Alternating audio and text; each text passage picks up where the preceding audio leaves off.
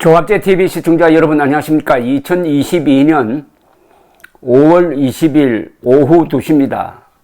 오늘 오후에 조 바이든 미국 대통령이 한국에 옵니다. 그리고 내일 정상회담을 갖습니다. 모레 일본으로 갑니다. 그러니까 2박 3일 예정입니다. 그런데 바이든 대통령이 움직이면 미국의 군사력이 같이 움직입니다. 대통령 중심제에서는 대통령의 안전이 바로 국가안보의 핵심입니다. 그래서 지금 미군 전력이 한반도에 집중되고 있습니다. 미군은 7함대 소속 핵 추진 항공모함인 로널드 레이건 함과 에이브러함 링컨 함의 훈련 모습을 공개를 하면서 레이건 함이 전방에 배치됐다고 했습니다. 한반도 근방에 배치됐다는 뜻으로 보입니다. 주한미군도 전방 지역에서 도하 훈련을 실시를 했습니다. 그러니까 미국 대통령의 방안을 전후해가지고 김정은이가 미사일 실험 또는 핵실험을 할 것이다 하는 관측에 지금 대비한 겁니다. 미군은 7함대 소속 레이건 함의 항행 모습을 공개를 했는데, 레이건 함은 한 10만 톤, 배수 톤수로 10만 톤 되는 세계에서 가장 큰 배라고 보면 됩니다. 근데 이 레이건 함을 유일하게 전방 배치된 항모라고 지칭하면서 레이건 함은 지금 준비되어 있다. 그러면 어느 전방에 배치되었느냐 하는 장소는 명시하지 않았습니다.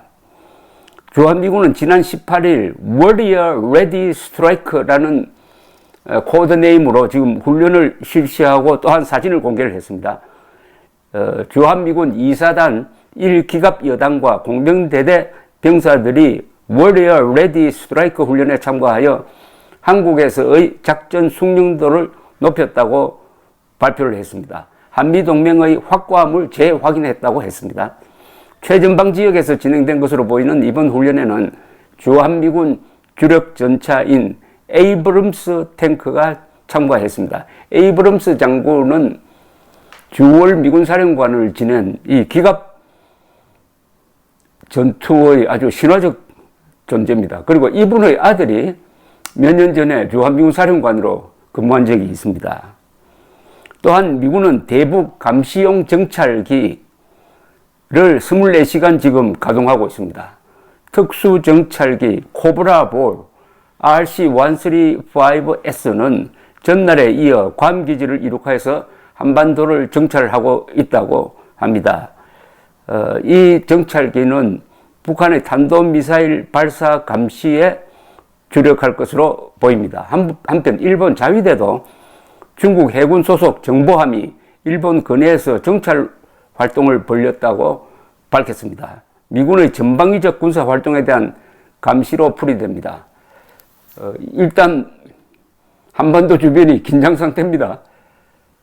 바이든 대통령이 오니까 말이죠. 그러니까 한반도, 중국, 일본, 미국이 지금 서울에 관심을 집중시키고 있다는 이야기입니다. 바이든 대통령은 오늘 오후 한국에 오면은 곧바로 윤석열 대통령과 이재용 부회장과 함께 삼성의 평택 캠퍼스를 방문한다고 합니다. 이곳은 삼성전자의 차세대 반도체 전초 기지로서 부지 면적만 약 87만 평에 달합니다. 바이든 대통령은 생산 라인을 직접 보기보다는 캠퍼스 현황에 대한 설명을 듣고 공장 내부와 현재 건설 중인 3개 라인 현장을 둘러볼 것으로 전망이 됩니다. 윤 대통령이 동행한다고 합니다. 이 부회장의 평택 공장 안내는 올 들어 첫 현장 경영이 되겠습니다. 이분은 지금 가석방 상태입니다. 그리고 재판에 지금 계속 계류 중에 있어가지고 재판받으러 자주 나가야 하는 그런 입장입니다. 그런데 문재인 정부는 이재용과 삼성을 이용해 먹기만 하고 사실상 이재용 삼성 부회장이 감옥을 들락날락 하는 데 있어서 아무런 삼성의 이재용에 도움을 주지 않았습니다. 그런데 이제 정권이 바뀌었으니까 제발 이재용 부회장이 발 뻗고 기업 경영에 주력할 수 있도록 해줘야 되는 것 아닙니까? 그리고 오늘날 세계가, 특히 미국이 부러워하는 한국의 힘은 어디서 나오겠습니까? 그게 바로 우리가 가지고 있는 경제력이고, 그 경제력 중에서도 특히 삼성전자의 능력, 반도체 실력, 그리고 한국이 가지고 있는 원자력 발전소 설계 및 시공 능력 아니겠습니까?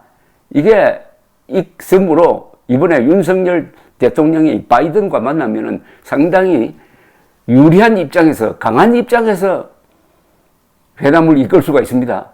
이거 얼마나 기분 좋은 이야기입니까? 모든 이런 한미동맹의 축복은 두 사람으로부터 나왔습니다. 1950년 6월 25일 북한이 남침했을 때 대한민국에는 이승만 대통령이 있었고 미국에는 트루먼 대통령이 있었습니다. 트루먼 대통령이 그날 밤에 잠자리에 들기 전에 전화를 받았습니다. 딘 애치슨 국무장관이었습니다. 각하 불행한 일이 생겼습니다. 휴전선 전역에서 공산군이 남침했습니다. 그 순간 트루먼 대통령이 버럭 화를 냈다고 합니다. 그 자식들을 가만두지 않겠습니다. 바로 그 순간 대한민국이 살아났습니다. 그리하여 연 200만 명의 미군을 보냈습니다. 그 중에 5만 4천 명이 전사를 했습니다. 10만 명 이상이 다쳤어요. 그게 바로 한미동맹의 기초가 되는, 혈맹관계가 되는 위대한 결단이었습니다. 그것을 바탕으로 해가지고 한미 상호 방위조약이 만들어지고 그게 한미동맹의 기초가 된 것이죠. 윤석열 대통령은 이 사실을 바이든 대통령에게 이야기를 해서 트루먼 대통령과 아이젠하워 대통령에게 감사를 표하고 특히 이승만 대통령의 결단을 평가하는 그런 근사한 회담이 되었으면 합니다. 축하합니다. 감사합니다.